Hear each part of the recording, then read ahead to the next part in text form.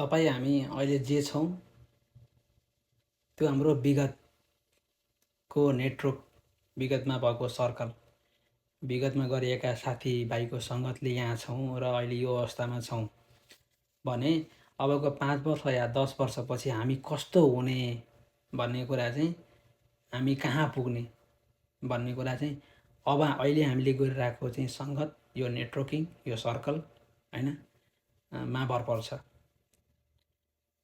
किन भन्नुहुन्छ भने जस्तोसँग अहिले सङ्गत गरिन्छ, जस्तो इन्भाइरोमेन्टमा बसिन्छ, जुन इन्भाइरोमेन्टमा चाहिँ हामी चाहिँ हरेक दिन बिहान बेलुका दिउँसो हरेक चाहिँ कुराकानीदेखि लिएर खानपान सबै हुन्छ, हामी अबको केही वर्षपछि हुने त्यस्तै हो होइन।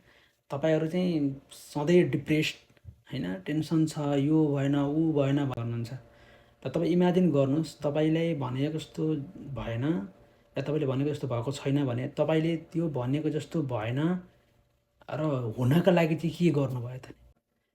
त्यसैले मैले एउटा चाहिँ के कुरा भन्छु भने त्यो लागू गर्नुपर्ने कुरा, यदि भनेको जस्तो भएको छैन भने तपाईँको नेटवर्क, तपाईँको सर्कल चेन्ज गर्नुहोस्। तपाईँ जहाँ हुनुहुन्छ त्यहाँ त्यहाँ ठिक छैन भन्ने कुरा बुझ्नु जरुरी छ। त्यहाँबाट चाहिँ आफूलाई अपग्रेड गर्नु पऱ्यो नि। तपाईँलाई चाहिँ केही बन्नु छ भने त त्यो बनिसकेको मान्छे कोही होला नि तपाईँको नजरमा, त्यो त्यहाँ पुगेको या त्यो कुरा एचिभ गरेको मान्छे, उसँग सल्लाह लिनुहोस् न। के गर्दा चाहिँ त्यहाँ पुग्नुभयो तपाईँ, म किन पुग्न सकिनँ? सल्लाह लिन जरुरी छ होइन। सानो ठुलो अरू कन्ट्रीको या जोसुकै भयो भने हुन्छ। यदि त्यो ठाउँमा पुगेको छ भने उसँग पोलाइटली उसँग सोध्नुहोस्, तपाईँले के गर्नुभयो र त्यहाँ पुग्नुभयो र म चाहिँ किन पुग्न सकेको छैन, मेरो पनि त एम त त्यही हो होइन भन्ने हुन्छ। अनि उहाँहरूले तपाईँहरूलाई आइडिया दिनुहुन्छ, यस्तो यस्तो मैले गरेको थिएँ, यस्तो गर्दा चाहिँ म यहाँ छु।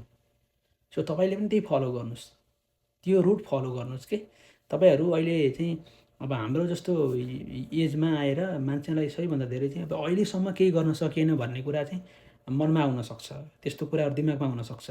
अनि त्यो आइसकेपछि मान्छेहरू चाहिँ अलिकति मेन्टली प्रेसर भइसकेपछि मान्छे नसा गर्नतिर लागिन्छ होइन। अनेक खालका नसाहरू गरिन्छ। नसाले मान्छेलाई सर्टेन केही समयलाई बेहोस बनाउँछ। त्यो बेहोसी पछि उठेपछि फेरि नर्मल काम गर्नु पर्यो।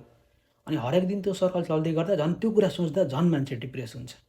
त्यसैले आफ्नो सर्कल होइन, आफ्नो इन्भाइरोमेन्ट चाहिँ चेन्ज गर्नुहोस् यदि तपाईँको भनेको जस्तो भएको छैन भने, या त तपाईँले त्यो त्यहाँ पुग्नु भएको छैन, त्यहाँ एचिभ गर्नुभएको छैन भने त्यसको लागि के गर्न सकिन्छ भन्ने कुरा चाहिँ तपाईँले सल्लाह लिनुहोस्।